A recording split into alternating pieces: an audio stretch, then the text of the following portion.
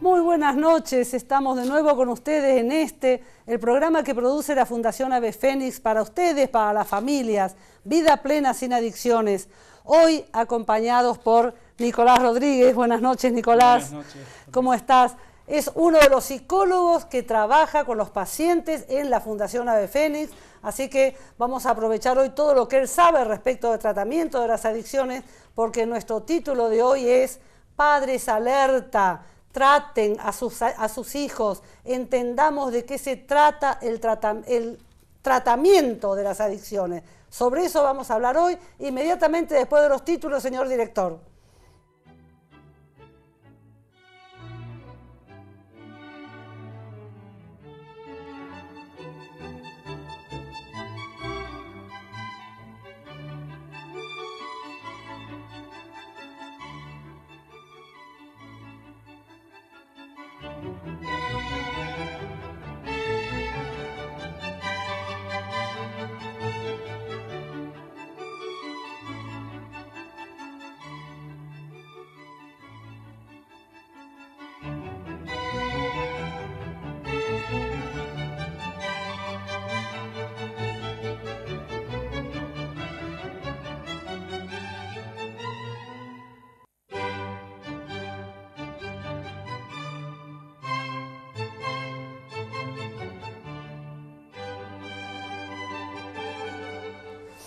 Y como anunciamos en la introducción, hoy queremos referirnos al tratamiento de las adicciones.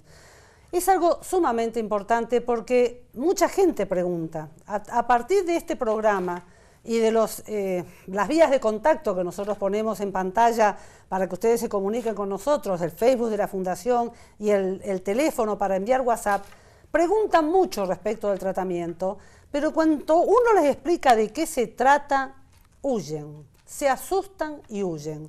Hoy queremos desarrollar este programa completo para explicarles de qué se trata un buen tratamiento de las adicciones, porque o se encara o el adicto se pierde. Lamentablemente no hay otra forma. Teníamos hoy comprometida la presencia de una señora que se ofreció a través justamente de nuestros medios de comunicación porque vio uno de los programas. Lamentablemente no confirmó su asistencia y no vino. Hubiera sido interesante porque una señora que quería dar testimonio respecto de cómo fue el tratamiento que su hijo en una comunidad terapéutica en Santa Fe. A nosotros nos interesa mucho, también para nosotros era importante escuchar cómo era un tratamiento, cómo lo hizo él en una comunidad terapéutica. No la tuvimos hoy, esperemos poder traerla en algún otro programa para que les cuente también a ustedes, pero vamos a aprovechar hoy la presencia de Nicolás, uno de los psicólogos que está con los pacientes y que conoce a fondo de qué se trata esto de recuperarse de las adicciones. Una cosa muy importante, porque es lo que más consultan muchas veces los padres, es: tengo a mi hijo adicto, mi hijo tiene brotes psicóticos, mi hijo tiene estos problemas de conducta y yo lo llevo al hospital de salud mental y le dan medicación y no me resuelven el problema y no sé a dónde ir. Y la respuesta es: sí, señora o señor, es evidente, el hospital de salud mental no le va a resolver el problema de adicciones de su hijo. No se resuelven las adicciones en un hospital de salud mental ni en un hospital general. Las adicciones se tratan en una institución especializada en el tratamiento de esta enfermedad que tiene entidad propia, características propias y es sumamente compleja de ser tratada. Deben entender todas las personas que tienen adictos en su familia que el adicto se le ataca con un brote psicótico, o no lo llamemos psicótico, con un brote de hiperactividad neuronal que se pone violento, que rompe cosas, que golpea puertas, incluso que se escapa de la casa. Es decir, esos episodios de violencia típicos que suelen tener los adictos, muchas veces alternando con depresiones muy profundas, donde el adicto hasta puede llegar a cortarse o amenazar con suicidarse y demás, que llevarlo al hospital psiquiátrico o a una clínica psiquiátrica es un paso obligado que hay que dar porque hay que estabilizarlo psiquiátricamente, pero nunca un tratamiento psiquiátrico para esos brotes va a resolver el problema de la adicción. Y además, una vez que uno ya intervino psiquiátricamente con su paciente adicto, más que nunca está obligado a tratarle la adicción, porque es sumamente peligroso que el adicto esté medicado con medicación psiquiátrica y paralelamente consumiendo drogas. Los médicos psiquiatras reciben al adicto en brote, en crisis, en episodio psicótico, lo medican de acuerdo a ese cuadro psiquiátrico que ven, sin tener en cuenta la cantidad de drogas que consume ese paciente, y cuando sobre la medicación psiquiátrica le agregan cocaína, le agregan éxtasis, le agregan LSD, todas las cosas, incluso los blister completos de psicofármacos con los que están habituados a drogarse los adictos, hacen una mezcla que puede ser infernal, peligrosísima. Entonces, no basta con llevar al paciente al hospital psiquiátrico, no lo va a recuperar el psiquiatra, como ya hemos dicho muchas veces en nuestro programa, que tampoco lo va a recuperar el psicólogo en su consultorio. Hemos estado la semana pasada con María Eugenia Prestoferipo, psicóloga, que nos contó cómo ella recibe pacientes adictos en su consultorio y cómo los psicólogos en realidad no tienen una preparación específica para tratar en consultorio a su paciente adicto, porque además un tratamiento de consultorio de una vez por semana no alcanza. En pantalla estamos viendo algunas de las etapas que implica precisamente el tratamiento, que es de lo que queremos hablar ahora con Nicolás. Una primera etapa de desintoxicación, porque vienen pasado de droga y hay que esperar que el organismo le elimine, que pase la etapa de abstinencia y que se adapte al tratamiento. Una etapa de cambio y después recién viene una etapa de rehabilitación y la última etapa de reinserción social. Hay que cumplir todas las etapas del tratamiento y ya vamos a darle paso a Nicolás, preguntándole de esto que acabamos de decir, ¿qué puede agregarnos él? Yo creo que una de las cuestiones importantes a destacar, Patricia, es que las adicciones, en lo complejo que es el tratamiento de las adicciones, no solamente es importante que el adicto deje de consumir un tiempo considerable, sino que además logre modificar ciertos cambios que la familia tiene que acompañar y que la familia tiene que poder ayudar a contener y sostener estos cambios. Porque muchas veces vemos que el paciente le cuesta adaptarse a lo que la familia le pide y le cuesta generar estas cuestiones de control que la familia en esta etapa tiene. Ahí vamos, entonces vamos deteniéndonos en las pequeñas partecitas, porque ahí tocaste un punto muy importante. Al paciente le cuesta adaptarse a un control, o sea, a un sistema de vida controlado. ¿Por qué? Porque el paciente se hizo adicto en un sistema de vida sin límites, sin ningún tipo de control, haciendo de su vida lo que quería. De pronto, el adicto entra en tratamiento y tiene que aprender a vivir con límites, cosa que no hizo hasta ese momento. Y les cuesta a los padres también muchísimo que ese paciente, que ese hijo, en general se trata del hijo, acate límites. Claro, porque hay un vínculo que se sostuvo de alguna manera de esa manera de relacionarse con el otro, en el que el padre se manejaba con esta manera con el hijo, la familia sostenía en algún punto las conductas del adicto, que por eso es tan difícil para el paciente adaptarse a estos nuevos cambios al principio. Bueno, justamente esto que dice él, que es tan difícil para el paciente adaptarse, en las dos escuelas que estuve esta semana dando charlas, planteaban un poco los chicos esto de que, cuando uno les explicaba, ¿no?, de qué se trataba esto, de que había que entrar en tratamiento acatando límites que los padres hacían de garante, ahora les vamos a explicar mejor en el segundo bloque, los padres son garantes del tratamiento y tienen que cumplir un montón de pautas y de reglas de conducta, y los chicos ahí nomás, cuando uno se los está explicando al tratamiento mucho antes de la idea de entrar al tratamiento, se están oponiendo a esa posibilidad de límites. Pero ¿cómo vamos a vivir sin libertades? ¿Cómo vamos a hacer para no ser libres? O sea, ¿cómo quieren que aceptemos un tratamiento si no nos van a dejar ser libres? Y no podemos, es difícil hacerles entender que cuando fueron libres se equivocaron, cuando fueron libres se enfermaron. Y acá hay una cosa muy importante que hay que comprender: la adicción es una enfermedad a la que el adicto llegó él mismo, o sea, no nació con ella, no nació enfermo como un diabético, que en un momento dado de su vida se le despertó la diabetes, pero la traía de la cuna. No nació enfermo, él tuvo un mal uso de sus libertades y se enfermó. Una vez que se enfermó, deja de ser un adolescente normal, un adolescente común y corriente o un joven adulto común y corriente, porque ahora es un enfermo que tiene que acatar ciertas normas de vida, porque de lo contrario vuelve a su enfermedad. Otra de las cuestiones que también les cuesta muchísimo es el romper los vínculos con el afuera. El segundo punto, los vínculos con los amigos. Contame algo de eso. Claro, es decir, el grupo de pares en la adolescencia es importante porque en algún punto es el que le da consistencia a uno mismo, es el que le devuelve quién es. Claro. Entonces es tan importante por eso en la adolescencia. Obviamente cuando ingresan a tratamiento es necesario que los chicos rompan con toda esa rutina y con toda esa habituación que tenían y que la familia también acompañe todo esto. Y les cuesta muchísimo. Otro de los puntos justamente de gran rebeldía. Vos hablás con los chicos en las escuelas, hablamos de, cuando uno da una charla en una escuela, tiene consumidores, como no consumidores mezclados, no sabemos quién es quién, pero cuando uno les explica, en el tratamiento, uno de los pasos importantísimos es la ruptura de los vínculos, saltan. Imposible. ¿Cómo le vamos a prohibir a sus amigos?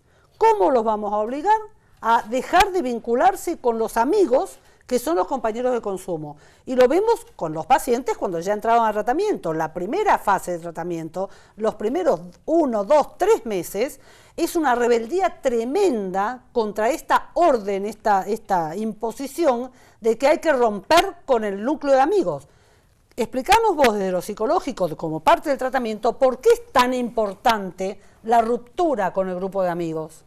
Y porque el grupo de amigos obviamente le devuelve lo que une a este grupo de amigos es el consumo. Entonces el seguir con ese hábito y el seguir con esa rutina y con ese contacto con algo que obviamente le va a despertar el deseo de consumo, no se está previniendo la recaída. Bien, en algún punto. Y vos que participás en los talleres de prevención de recaída, cuando hablamos del deseo, cuando ven a los compañeros de consumo, ellos me argumentan a mí en las escuelas, pero si yo estoy en tratamiento, si yo me rehabilité, soy responsable de mí mismo, yo me puedo encontrar con mi amigo y yo asumir mi responsabilidad de no consumir, porque yo ya estoy rehabilitado o porque yo estoy en tratamiento. Y nosotros hablamos en prevención de recaída el tema de que el deseo es involuntario, viene de atrás, viene del inconsciente, del cerebro reptil que tenemos, que provoca el deseo con la sola vista del amigo y además porque nuestro inconsciente sabe que el amigo tiene droga. Entonces, de alguna manera, trabaja el deseo. ¿Sí? Claro, y asimismo el paciente asocia un montón de lugares, de olores, de rutinas que hacía en el día con ese amigo que lo llevan a despertar el deseo en algún punto, y en eso la familia tiene que intentar acompañarlo y contenerlo, no dejarlo solo para que justamente se prevenga la recaída. Exacto, bien, o sea, tenemos en claro que el contacto con los amigos de consumo siempre existe la posibilidad de que le despierte deseo de consumo. Las situaciones de deseo son algo que el adicto aprende a identificar a lo largo de su tratamiento para poder evitarlas. Y lo que aprende desde la primera fase del tratamiento es evitar el contacto con los amigos de consumo, porque siempre va a ser un factor que pueda despertarle deseo. Una cosa es, mientras están en tratamiento, bien imbuidos en el tratamiento, bien comprometidos, entonces están autoprotegidos, el tratamiento los protege, entonces dicen, yo lo miro a mi amigo y no deseo, no me pasa nada cuando miro a mi amigo. Al año, 2 años, 5 años, 10 años de haberse tratado, de haberse recuperado, están en un momento de un bajón, tienen un duelo, una pérdida, una separación amorosa, una pérdida material, se encontraron con el amigo, se sienten bajoneados y su inconsciente, su cerebro sabe que ese amigo tiene droga y solo automáticamente va a surgir el deseo y le va a pedir droga. Ese peligro está siempre latente porque el adicto se enfermó y es enfermo toda su vida. Entonces, nosotros tenemos que trabajar para que él evite todo lo posible las situaciones de riesgo de deseo, que son los riesgos de recaída, ¿no? Tal cual. Aparte también otra de las cuestiones que pensaba era en la omnipotencia propia de los adolescentes de poder manejar todas las situaciones. Exacto. Y el mentirse a sí mismo, cuando en realidad es algo muy difícil de manejar el deseo de consumo, pero sin embargo ellos se autoconvencen de esta cuestión de que lo van a poder manejar. Siempre, exacto, exacto. Ellos, es decir, en las escuelas, donde uno no está en el ámbito terapéutico, hablan de que, bueno, nosotros somos responsables, nosotros sabemos lo que queremos, lo que nos hace bien, lo que no nos hace bien, nosotros podemos decir que no, y no entienden por ahí muchos de los chicos que cuestionan esto en las escuelas, que el adicto es un enfermo de la voluntad, entre otras cosas.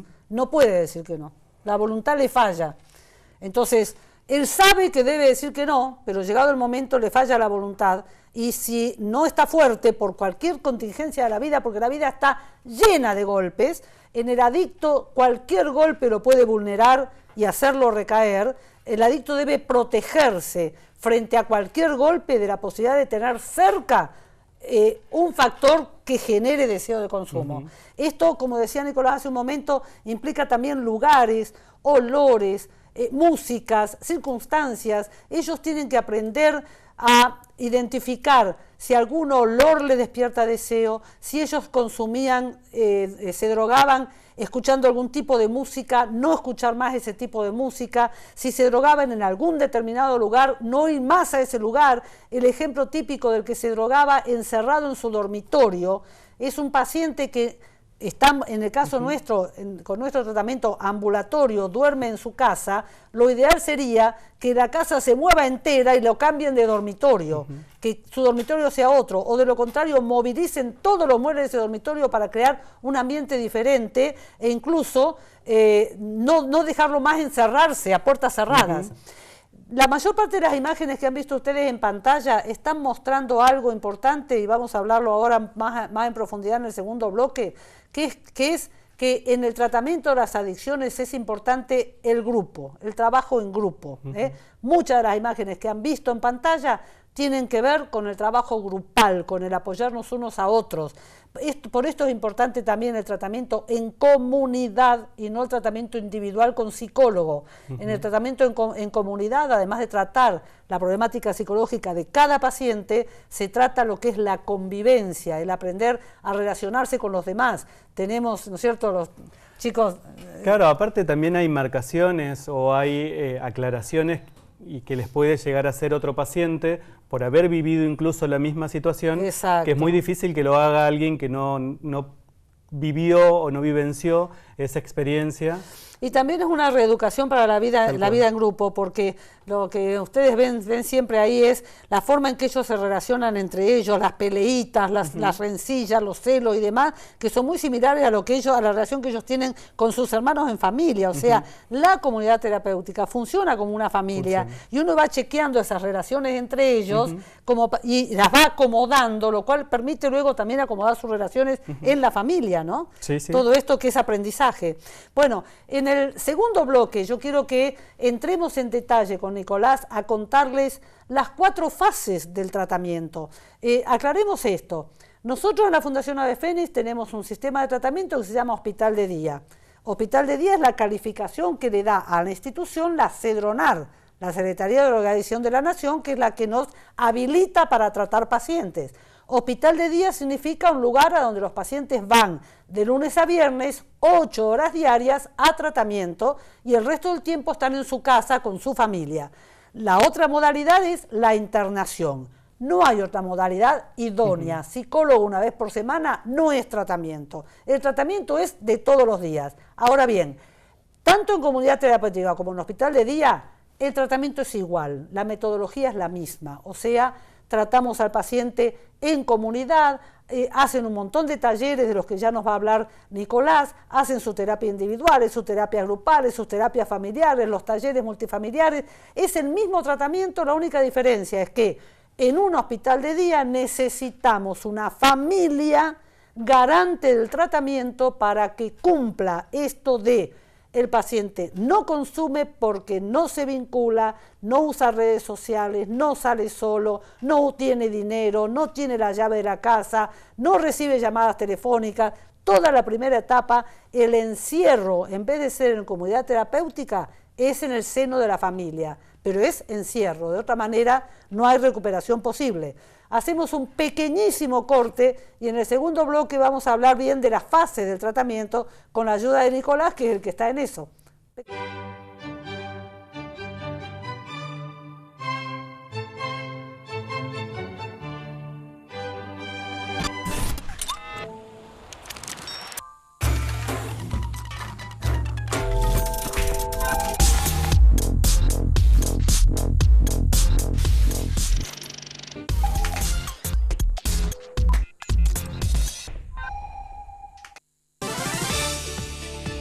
Somos Noticias, para saber lo que pasa cerca de tu casa.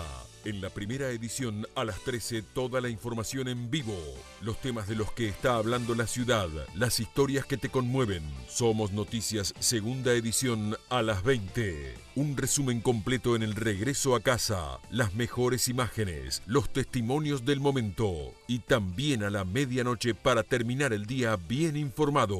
Somos Noticias a las 13, a las 20 y a la medianoche por Somos Paraná.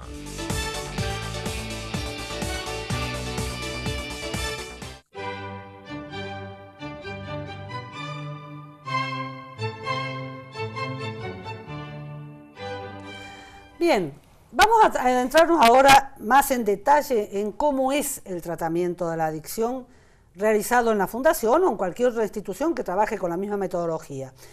Nicolás, nosotros tenemos una primera etapa, que es la etapa de admisión. La etapa de admisión yo no la hago, pero la definiría como, es una etapa de conocimiento del paciente y de, a la inversa, conocimiento del tratamiento. O sea, que el paciente sepa de qué se trata para saber si va a ser el tratamiento y que la Fundación conozca al paciente para ver si es idóneo para recibir ese tipo de tratamiento. ¿Es así? Contanos cómo es.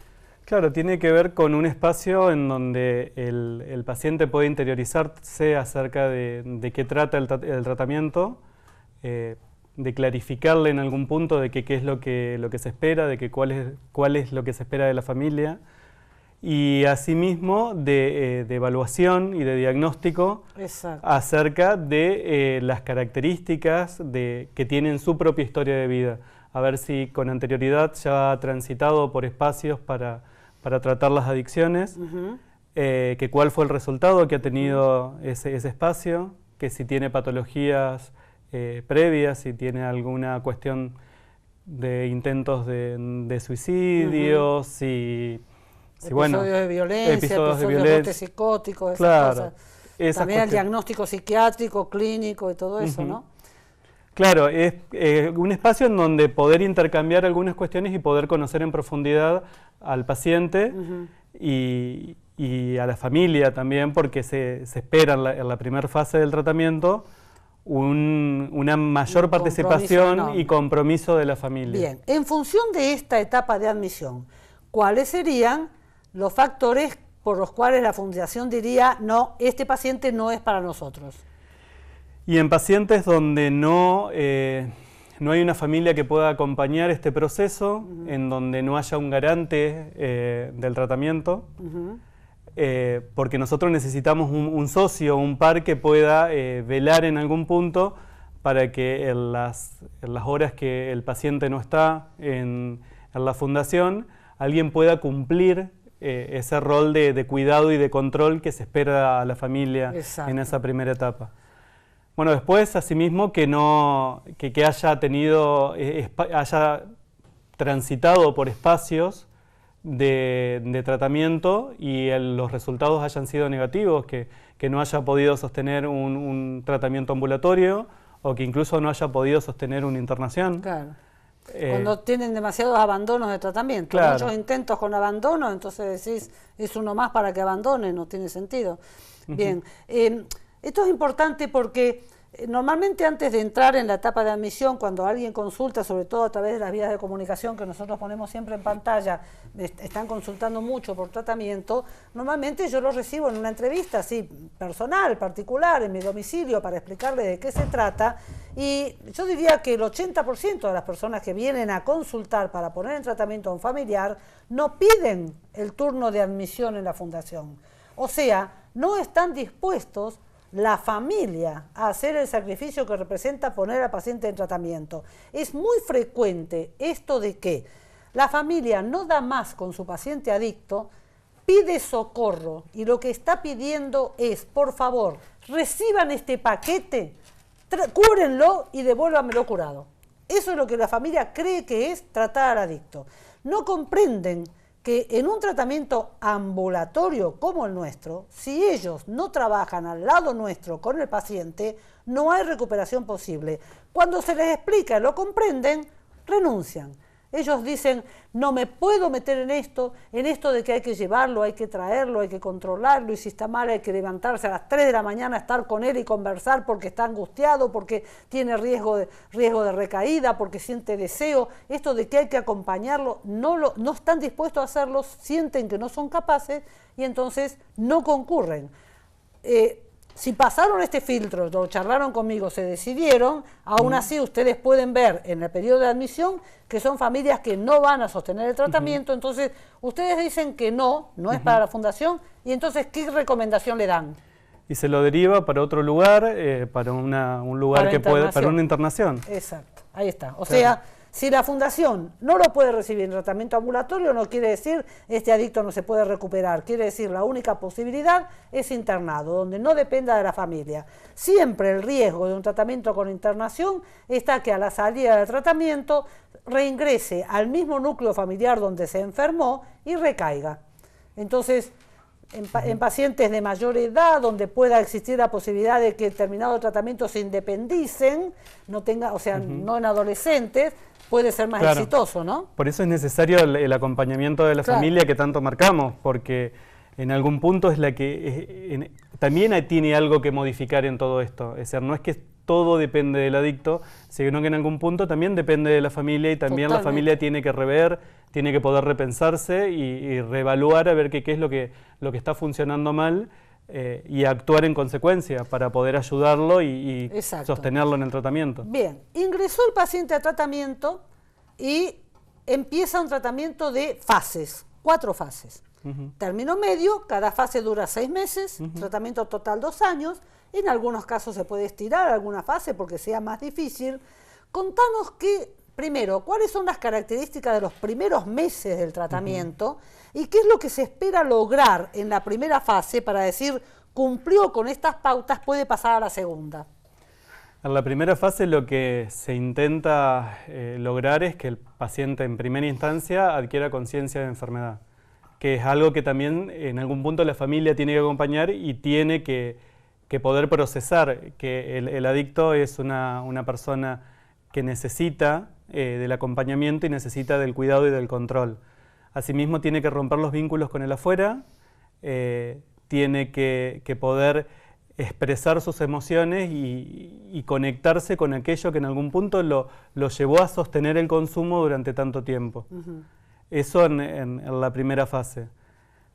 Bueno, después en la segunda fase, obviamente, sostener en algún punto Perdóname, antes de ir a la segunda, ¿qué cosas pueden demorarnos el salir de la primera fase?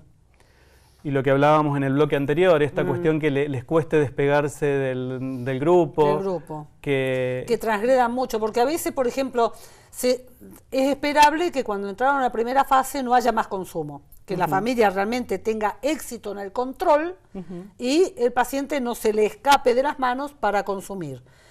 Hemos tenido pacientes donde no son los padres los que lo tienen en su casa bajo tratamiento, están con abuelos, abuelos generalmente tienen menos capacidad para imponer autoridad, y el paciente se escapa por la ventana, por decirlo así, en algunos casos es tal cual, se escapa por la ventana y se droga en los 2-3 primeros meses de tratamiento. Esto evidentemente prolongaría la primera fase, porque nosotros tenemos que considerar 6 meses de abstinencia sin consumos en el medio. Cada vez que el paciente vuelve a consumir en la primera fase de tratamiento, no hablamos de recaída, hablamos de que en realidad no logró la abstinencia. La abstinencia se cuenta desde la última vez que consumió, aunque haya llevado 3 meses sin consumo, empieza su tratamiento en abstinencia desde la última vez que consumió. No es recaída porque todavía no logró la abstinencia, ¿verdad? Entonces, esta dificultad de la contención familiar para lograr que no consuma, puede prolongar la primera fase. Puede prolongar la primera fase la rebeldía para dejar los amigos. Tal cual. Es decir, que se nos escape con el tema de las redes, se comunique por redes con los amigos. Sí, que una de las cosas que nos revelan mucho, los enoja mucho el que los saquemos de las redes. Claro, que dejen el celular, que dejen de manejar dinero, que pierdan en algún punto la autonomía, la independencia, Exacto. que necesiten en algún punto ser controlados y sostener el permiso del otro. Hay un término que usa siempre Sergio D'Indio, que a ellos no les gusta nada, pero que es tal cual. Tienen la vida intervenida, ¿no? Tal cual. La vida intervenida. El paciente en tratamiento tiene la vida intervenida, no puede hacer nada por sí mismo. Cuando él hizo por sí mismo a su voluntad, se drogó y se enfermó. Por lo tanto, entró en tratamiento y durante el tratamiento tiene la vida intervenida. Bien, pasó exitosamente la primera fase. ¿Qué pasa con la segunda? En la segunda fase, obviamente, tiene que sostener el no consumo, después tiene que empezar a armar una rutina de vida, empezar a ordenar un poco sus horarios, proyectar en algún punto su vida, conectarse con lo que le pasa, con sus emociones, que en eso sirven mucho los talleres de expresión de sentimiento. Claro, de expresión de sentimiento, en donde ellos empiezan a exponer y a expresar y poner en palabras qué es lo que los pone mal, qué es lo que los verbaliza. Exacto. Y a conectarse con esos que durante mucho tiempo estuvo como guardado y generó malestar, y ese malestar llevaba al consumo. Y también me parece a mí, esta etapa en donde ellos empiezan a poder verbalizar lo que les pasa, es la etapa donde también se ve más favorecida la posibilidad de abrir la comunicación con los padres, que está muy cortada, ¿no? O sea, estos chicos entran siempre en tratamiento con una incapacidad total de comunicación con los padres, sobre todo con la imagen paterna, ¿no? Padre varón es con el que menos se pueden comunicar. Y entonces, durante el tratamiento, una vez que aprenden a sacar de sí lo que les pasa, a expresar lo que sienten, a decirlo públicamente y en grupo, se encuentran con que puede ser más fácil llegar a decirle al padre lo que les pasa y poder hablar con el padre, ¿no? Para ellos yo los escucho, es un gran logro cuando dicen, pude hablar esto con mi papá, se siente muy bien. Y eso también, volvemos a lo mismo, genera en la familia una acomodación y una asimilación acerca de que el chico que nunca me hablaba, que siempre me respondía con conductas rebeldes y demás, de pronto empieza a hablarme y yo también tengo que responder a eso. No puedo dejar que eso quede ahí, sino que tengo que modificar en mí algo para poder responder. Los padres también empiezan a aprender a comunicarse. Claro, y se reconstruye toda una vida de incomunicación que han tenido durante tantos años. De pronto empieza a haber diálogo y comunicación. Bien, tercera fase. Tercera fase, bueno, tiene que empezar a proyectar qué es lo que va a hacer con su vida, y tiene que no solamente proyectarlo, sino pensar cómo poder ejecutarlo y sostenerlo en el tiempo. Después... Claro, proyecto de vida, o sea, es interesante porque trabajar con proyecto de vida a veces cuesta muchísimo, sobre todo en los adolescentes, porque la mayor parte de los adolescentes que entran en tratamiento entran desescolarizados, han abandonado la escuela. Entonces el único proyecto de vida que ven es el cercano, el terminar la escuela. En adultos o adultos a medias, ¿no? O sea, mentalmente adolescentes, pero en edad adultos, y sobre todo algunos mentalmente adolescentes, pero con más de 20 años que ya tienen hijos, el proyecto de vida tiene que ir orientado hacia mantener a esos hijos. Hay que empezar a trabajar con ellos la idea de ¿qué vas a hacer? O sea, yo no voy a olvidar nunca a uno de los pacientes a los cuales les pregunté una vez qué vas a hacer cuando salgas del tratamiento, y dijo, voy a estudiar psicología. Y el paciente tiene 38 años y vive con la madre mientras está en tratamiento. Entonces yo le dije, ¿por qué no poner los pies sobre la tierra? Si vos estudiás psicología, que te va a llevar un mínimo de 5 o 6 años de facultad, más por lo menos 2 años de tesis, 8 años, vas a tener bastante más de 40. Durante todo ese tiempo vas a seguir viviendo con tu mamá. Ah, no, voy a trabajar. Entonces digamos que el primer proyecto de vida es trabajar. ¿En qué? Ah, no sé, algo va a surgir. Bueno, el algo va a surgir no existe en este mundo y menos en este país. Entonces a veces hay que ayudarlos a poner los pies sobre la tierra para que proyecten algo posible para ellos.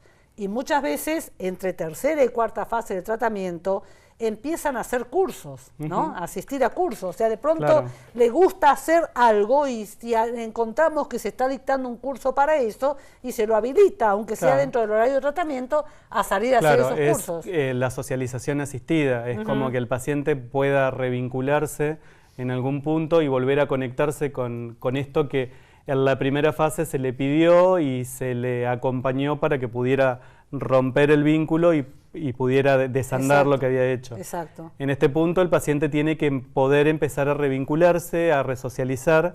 Ese es el tema, que la única forma de que resocialice es con un proyecto. Tal cual. Porque por ahí podés tener alguno que le gusta un deporte y entonces entre tercera y cuarta fase ingresa a ese deporte, pero el deporte es, digamos, el tiempo libre, no es el proyecto. Entonces, ellos deben resocializarse por el lado del tiempo libre, el deporte o música, arte, alguna cosa que les guste, pero también deben socializarse por el lado de buscar una salida laboral. Es decir, que toda la resocialización de ellos sea sana. Es decir, ya rompieron el vínculo que traían, tienen que salir del tratamiento con un vínculo.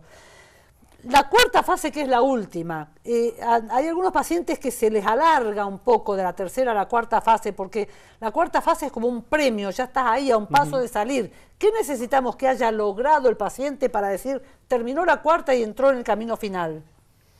Armar un proyecto de vida concreto, responsabilizarse en algún punto de sí mismo y generar cierta autonomía. Y bueno, generar estos lazos concretos con la sociedad y poder sostenerse en esto que plantea. Exacto, o sea, los pacientes en este momento tenemos en cuarta fase, tenemos uno terminando la escuela secundaria, otra en la universidad, otro trabajando y haciendo un estudio, o sea, todos los que están en cuarta fase están plenamente insertados. Esto es lo importante. Y demostrar una tolerancia a la frustración, una Eso aceptable también, tolerancia a la eso frustración. también, porque entre la tercera y la cuarta fase, cuando empieza esta salida laboral, de estudio y demás, empieza esto del bajón por la exigencia del trabajo, porque lo trataron mal en el trabajo, porque le fue mal en un examen, porque es mucha la exigencia de estudio y se estresan. Para todo esto están todavía sostenidos en el tratamiento. Entonces, ellos deben aprender que la vida está llena de frustraciones y que van a recibir golpes. Ellos han sido débiles ante los golpes y se han drogado ante los golpes. Tienen que adquirir otra fortaleza que es parte del tratamiento. Los mecanismos de afrontamiento, es decir, las vicisitudes y las caídas van a venir, el tema es cómo uno los afronta y en eso el paciente tiene que poder conectarse y poder repensarse y generar un plan de prevención de recaída. ¿Qué hago antes, ante lo que me sale mal y ante lo que antes me llevaba a consumir? ¿Qué es lo que puedo llegar a hacer para evitar eso? Exacto. Ahora en el próximo bloque vamos a hablar un poquito más de la prevención de recaída, como esto de entrenarlos, ¿no? Para frente a los golpes, poder afrontarlos de alguna manera para que eso no implique una recaída. La última preguntita de este bloque sería, ¿en qué momento... la preguntita sería, desde el momento que ingresa al tratamiento, ¿todos los pacientes hacen terapia con el psicólogo? ¿O hay pacientes que se demoran en darse cuenta que la terapia psicológica les puede hacer bien? Se demoran, hay momentos en donde no lo entienden, lo interpretan como una descarga, como que yo tengo que ir cuando algo me sale mal y exponerlo para que el otro me dé algún tipo de respuesta mágica. Y en realidad es un espacio en donde uno tiene que poder repensar y reflexionar y adquirir estos mecanismos de afrontamiento, conectarse con aquello que lo llevó a consumir. Pero conocer su agujero. Nosotros hemos hablado mucho en este programa de que el adicto lo que hizo fue poner una tapa a su agujero. O sea, todos los adictos se drogan porque tienen un agujero que viene de su vida, ¿no? De lo que le tocó vivir. Con la droga le pusieron la tapa, y esa tapa es una olla a presión, en algunos momentos revienta. Lo que se pretende con el tratamiento es sacar la tapa y llenar el agujero, pero el agujero lo tiene que ver, lo tiene que entender, lo tiene que trabajar con el psicólogo. Y por eso decimos tantas veces, no se puede tratar al adicto solamente con un tratamiento psicológico, porque mientras está drogado, con el cerebro intoxicado, no ve lo que hay adentro de su agujero, no puede verse a sí mismo. Y la pregunta anterior es, profesor, porque sabía tu respuesta, que muchas veces entran a tratamiento y 1 mes, 2 meses, 3 meses no piden terapia, no hacen terapia, porque todavía no están preparados para ahondar en su agujero, ¿no? Sí, para encontrarse con lo que hay dentro de ese agujero. Exacto, tampoco. encontrarse con lo que hay ahí, trabajarlo porque hay que llenarlo, no se le puede más poner la tapa. Bien, hacemos un pequeño corte y enseguida volvemos.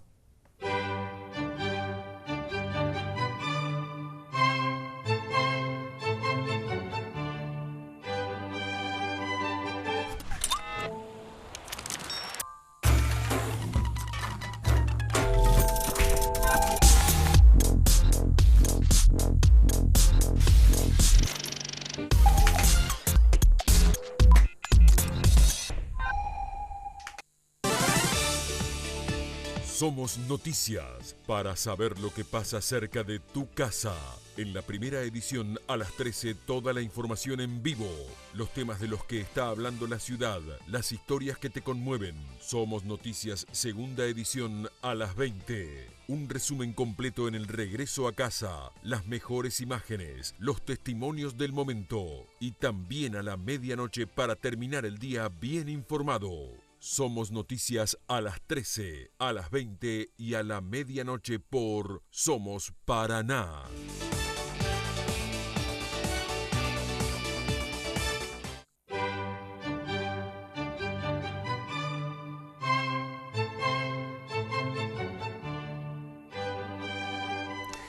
En este último bloque vamos a tratar de redondear unas cuantas cosas. Primero vamos a ver el día a día del tratamiento, pero antes de eso yo quiero hablar así en general de esto.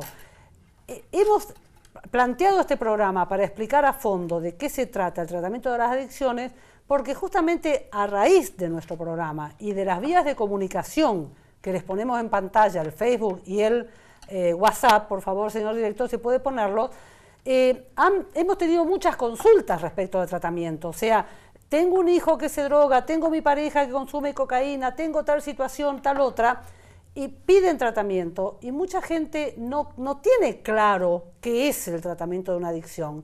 Muchos piensan que es algo mucho más simple, como digo, llevarlo al hospital psiquiátrico, llevarlo a un psicólogo. Muchos dicen porque hace años que viene haciendo tratamiento y no se recupera, en realidad nunca hizo tratamiento porque solamente fueron a psicólogo. El tema de los psiquiatras, ya les digo, es sumamente peligroso dar medicación psiquiátrica a un adicto activo que está consumiendo y sin embargo eso se hace. Entonces, este programa era para esto, para que ustedes, padres de familia, esposas o esposos de adictos que están mirando el programa, entiendan que el tratamiento de la adicción es algo serio, complejo, intenso, prolongado, día a día, porque no solamente dejar de consumir, es cambiar totalmente la vida, porque el cerebro tiene un automatismo que lleva al adicto a desear droga ante cualquier tropiezo. Por esto, que el adicto puede desear droga ante cualquier tropiezo, aún mucho tiempo después de recuperado, es que incluye el tratamiento la parte de prevención de recaídas. Y la prevención de recaídas nos permite darnos cuenta justamente de qué manera el adicto puede caer por automatismos, como digo, porque hay 1000 detalles, pero mínimos, increíbles, que ustedes no podrían creer que puede llevar al adicto a recaer. Y cuando se piensa, pero tiene que ser una persona responsable, tiene que poder decir que no, ¿cómo es posible que después que la pasó tan mal todavía siga queriendo? Fíjense que hay pacientes que relatan haber tenido mal viaje, el famoso mal viaje del LSD, y uno pregunta, ¿y cómo volviste a consumir? Y no sé por qué, pero volví a consumir. O sea, aún con experiencias espantosas, nefastas, vuelven a consumir porque hay un automatismo cerebral que lo pide. Entonces, esta prevención de recaídas es analizar en cada uno lugares, circunstancias, olores, músicas, personas, situaciones, todo lo que puede llevar a recaída. Y en todas estas situaciones surge siempre, lo primero que surge en casi todos es pelea familiar. Una pelea familiar puede ser motivo de recaída para la mayor parte de ellos. Una frustración sentimental, laboral, puede ser motivo de recaída. La pérdida, la muerte de un familiar puede ser motivo de recaída. Pero también genera deseo ver un compañero de consumo, pasar por la vereda de la casa donde se compraba droga o cerca de la villa donde compraban, las fiestas, las fiestas donde pasen la música con la que ellos se drogaban, el ponerse los auriculares, cuidado con los padres de adictos en tratamiento, que el tipo de música que escuchaban mientras se drogaban no lo pueden escuchar más. Hay un montón de situaciones. Ahora, independientemente de que se cuiden de todo, si aparece el deseo de consumo, ellos aprenden a afrontarlo. Hemos hablado varias veces en el programa y lo repetimos ahora. Para aprender a afrontarlo se trabaja básicamente con la idea de cuanto el adicto más se olvide del malestar, más recuerda el placer. O sea, el adicto tiene que tener siempre presente lo mal que la pasó drogándose. Si pasaron 10 años, tiene que seguir teniendo presente que cuando se drogó perdió familia, perdió dinero, perdió trabajo, perdió relaciones de todo tipo, estuvo en riesgos de muerte, robó, perdió todo el dinero que había juntado, perdió bienes, todo lo que perdió, hasta ponen en el famoso círculo rojo del que hemos hablado más de una vez, que se les hace hacer en prevención de recaída, a veces ponen haber visto llorar a mi padre, es algo que para ellos implica dolor. Todo lo que implica dolor lo tienen que tener siempre presente. Y también, por el otro lado, tener presente siempre el proyecto de vida, a dónde quiero ir, qué es lo que no me va a dejar hacer si yo cedo a este deseo. Entonces, es todo un entrenamiento. Esto es prevención de recaídas, que es parte de un tratamiento que no lo va a hacer un tratamiento psicológico ni psiquiátrico independiente de un tratamiento intensivo como el que estamos hablando. Lo que quiero ahora que nos cuente Nicolás es, primero, además de la terapia individual, todos los talleres que hacen los pacientes a lo largo de su tratamiento. Bueno, los lunes generalmente se hace apertura, que es donde los pacientes tienen que hacer un relato y transcribirlo de lo que hicieron el fin de semana, que es el momento de la semana que no están en tratamiento con nosotros, pero sí continúan con la familia. Y asimismo la familia... Perdón, te interrumpo un segundo, esto es importantísimo lo que estás diciendo. Cuando el paciente no está en la fundación, no está en tratamiento con los profesionales de la fundación, sigue en tratamiento con la familia. La familia pone el 50% del tratamiento. Este concepto lo hemos dicho otras veces y lo reafirmo ahora a partir de lo que dijo Nicolás.